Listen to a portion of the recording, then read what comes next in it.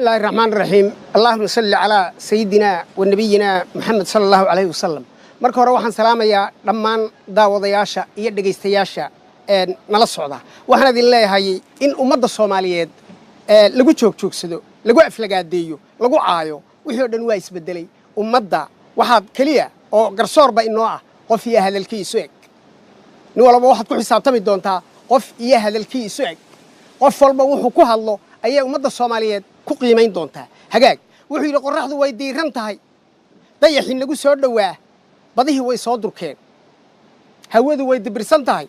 daruurtu dhankay u socon dabayluhu uma dhacaan shabeelle hadduu dibado barruu daafaha jabsaday dunidu waa aakhir saban dadkuna wuu yaaban yahay dagaalkii waa la nacay degtana qori baa ku jira bulsho afkaa la iskuma daro bulshadu way doodaysaa haddana la isma deeqayo waxba la isku diidan yahay dad yahu Soomaaliyeed ilaahay nama dulmine dambiga inaga iskale inta markaan ka gudbo waxaan doonayaa inaan bal ummadda la wadaago arrimo aan ka yaabay anigu waxa kamid ah salaan sharaftii oo suuli laga qoday barti maxamed siyaad bar fadhiisanay ma ka habaabaysa waan ku keeni doonaa waan ku tusi doonaa waayahay halkii la oran jiray ku salaan dab ee ciidanku mari jiray iyo barti maxamed siyaad fadhiisanayay bartii suuli baa laga qoday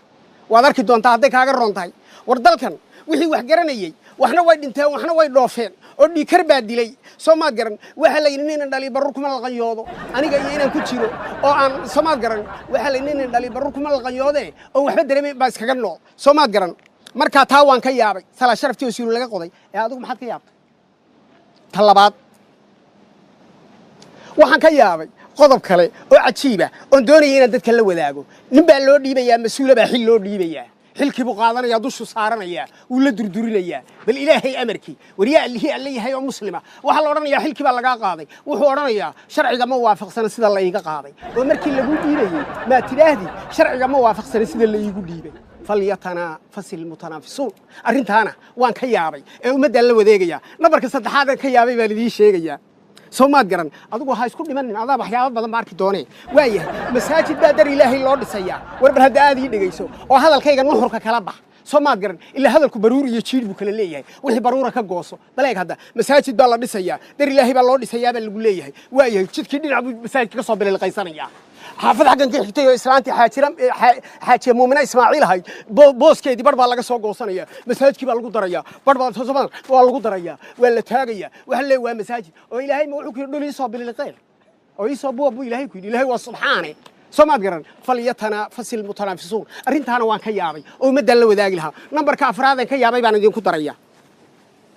arday jaamacad dhiganaya bal hadda eeg waa waxyaabaha iga yaabiyay wariya alle yahay oo muslima arday baa jaamacad dhiganaya waxa leedahay kaalay sit down here ila af Soomaaliga hadda waa la iska wada diido waxa la yiri af Ingiriiska ka fiican sit down here please baa leedahay bal halkan fadhiiso please can you show me your handwriting wuu bilaabaya ilaahay baan ku dhaartay sidoo wax u qoray waaba dacwo la kordhabay bakeyle la hoos dhibay